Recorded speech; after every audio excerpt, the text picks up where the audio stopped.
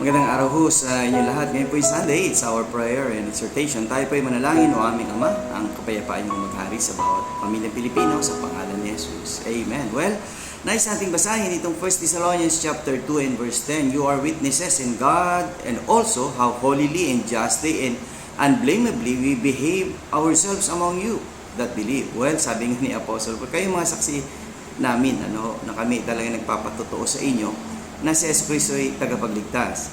Si Yesu Cristo nagbibigay ng buhay na walang hanggan sa mga taong tatanggap sa Kanya.